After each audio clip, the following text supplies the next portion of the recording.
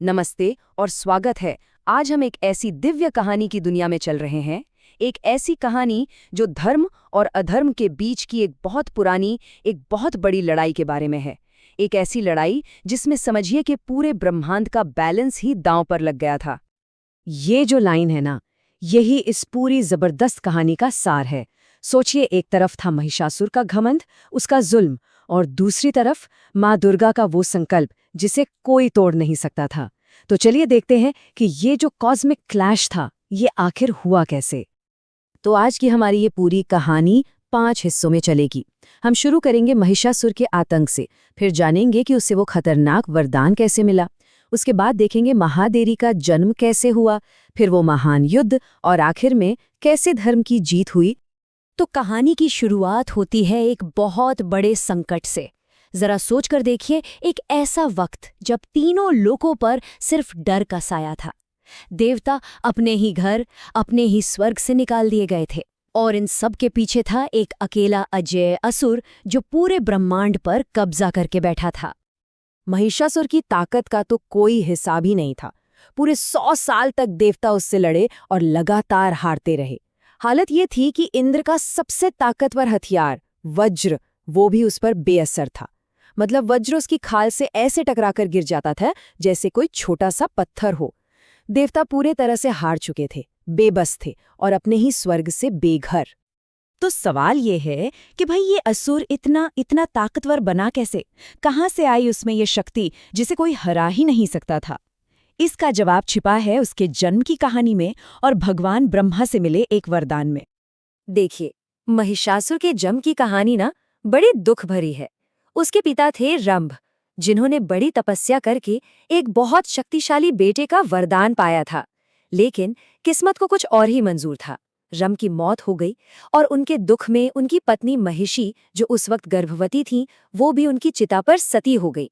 और उसी पवित्र आग और राख से पैदा हुआ महिषासुर, आधा असुर आधा भैंसा, जो दुख और ताकत दोनों से मिलकर बना था। अब अपनी ताकत को एकदम पक्का करने के लिए महिषासुर ने भगवान ब्रह्मा की बहुत कठिन, बहुत घोर तपस्या की। और जब ब्रह्मा जी उसके सामने आए तो उसने उसने एक बहुत ही शातिर, एक बहुत ही चालाकी भरा वरदान मांगा। उसने अमर होने का वरदान नहीं मांगा, नहीं। वो जानता था कि ये तो मिल नहीं सकता। इसके बजाय उसने बड़ी चालाकी से ये मांगा कि उसकी मौत ना तो किसी पुरुष के हाथों हो और ना ही किसी देवता के। मतलब ब्रह्मा, विष्णु, शिव, कोई भी उसे नहीं मार सकता था। उसने अपनी मौत मांगी तो सिर्फ एक स्त्री के हाथों। क्यों? क्योंकि अपने घमंड में वो सोचता था कि स्त्रियां तो कमजोर होती हैं, और यही उसकी सबसे बड़ी भूल थी जो आखिर में उसकी मौत का कारण बनी। अब इस वरदान की वजह से तो देवता बिल्कुल लाचार हो गए। जब महिषासुर ने स्वर्ग पर कब्जा कर लिया तो सारे देवता भागे भागे मदद के लिए त्रिदेव ब्रह्मा, विष्णु और शिव के पास पहुंचे। लेकिन वो भी तो वरदान से बंधे हुए थे, वो भी कुछ नहीं कर सकते थे। तो जब कोई एक देवता उसे हरा नहीं सकता था, तो एक ऐसा रास्ता निकालना जरूरी था जो पहले कभी सोचा ही ना गया हो। तब सारे देवताओं ने मिलकर एक फैसला किया। वो सब अपनी अपनी दिव्य शक्तियों को, अपनी सारी ऊर्जा को एक साथ मिला देंगे, ताकि एक ऐसी शक्ति बने जिसे पहले कभी किसी ने देखा तक ना हो। और फिर सृष्टि के इतिहास का शायद सबसे अद्भुत पल आया। त्रिदेव की शक्तियों से एक दिव्य रोशनी निकली, और देखते ही देखते इंद्र से लेकर वरुण तक हर एक देवता ने अपनी शक्ति उसमें डाल दी। ये सारा तेज, ये सारी ऊर्जा एक साथ आई, और उस जगमगाती हुई शान से जन्म हुआ माँ दुर्गा का। उनका हर एक अंग किसी न किसी देवता की शक्ति का प्रतीक था। वो सभी देवताओं की मिलीजुली शक्ति थी जो एक रूप में सामने आई थी। और जैसे ही माँ दुर्गा अपने सिंह पर सवार होकर गरजी, पूरी धरती कांप उठी, समंदर में जैसे तूफान आ गया। ये इशारा था कि अब अधर्म का अंत नजदीक है। तो चलिए अब चलते हैं सीधे उस महायुद्ध की तरफ। युद्ध के मैदान में माँ दुर्गा का रूप प्रलय जैसा था।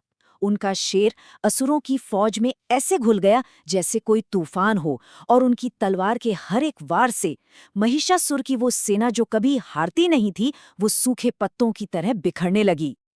अपनी सेना का ये हाल देखकर महिषासुर गुस्से से पागल हो गया। अब वो खुद लड़ाई में कूद पड़ा और उसने अपना सबसे भयानक रूप ले लिया। एक बहुत बड़ा, एक विशाल भैंसा जिसके सींग इतने मजबूत थे कि पहाड़ भी तोड़ दें। लेकिन माँ दुर्गा का सिंह भी कोई कम नहीं था। उसने उसकी ताकत का जवाब ताकत से दिया। जब महिषासुर ने देखा कि भैंसे के रूप में बात नहीं बन रही, तो उसने फौरन अपना रूप बदला और एक दहाड़ते हुए शेर में बदल गया। लेकिन देवी ने एक ही झटके में उसके हमले को बेकार कर दिया और उसे पीछे धकेल दिया। अब अपनी हार को बिल्कुल सामने देखकर वो बौखला गया।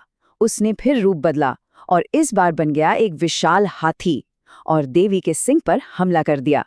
पर माँ दुर्गा ने अपनी तलवार से उसकी सूंड ही काट दी और उसके इस रूप को भी नाकाम कर दिया। अब ये उसकी आखिरी हारी हुई कोशिश थी।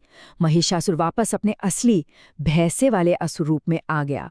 लेकिन इस बार देवी ने छलांग लगाई और उसे अपने पैर के नीचे ऐसी मजबूती से दबाया कि वो हिल भी नहीं सका। वो पूरी तरह से बेबस हो चुका था।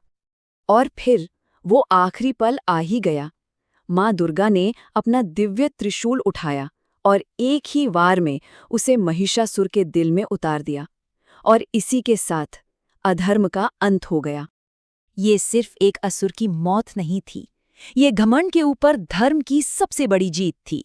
उसकी आखिरी चीख पूरे ब्रह्मांड में गूंजी और उसके बाद बस खामोशी। महिषासुर के मारे जाने के बाद तीनों लोकों में फिर से शांति छा गई। डर का जो अंधेरा था वो हट गया। देवताओं को अपना स्वर्ग वापस मिल गया और उनकी खुशी का कोई ठिकाना नहीं रहा। वो सब के सब माँ दुर्गा का शुक्रिया अदा करने के लिए धरती पर उतरे। वहां देवताओं ने उनकी बहुत तारीफ की और उनके दो रूप को पहचाना। उन्होंने कहा कि जो सही रास्ते पे चलते हैं उनके लिए वो माँ लक्ष्मी है, जो खुशहाली लाती हैं। लेकिन जो बुरे हैं, जो दुष्ट हैं, उनके लिए वो माँ काली हैं, जो विनाश करती हैं। मतलब एक ही वक्त में वो बचाने वाली भी हैं और संहार करने वाली भी। और यहीं पर हमारी ये कहानी खत्म होती है। लेकिन ये कहानी अपने पीछे एक बहुत बड़ा सवाल छोड़ जाती है। क्या ये सिर्फ एक देवी और एक राक्षस के बीच की लड़ाई थी, या फिर यह हमें बार बार याद दिलाने वाली एक कहानी है कि जब भी घमंड और अधर्म दुनिया का संतुलन बिगाड़ने की कोशिश करेंगे, तो ये ब्रह्मांड खुद ही उसे ठीक करने के लिए एक दिव्य शक्ति को जन्म देगा।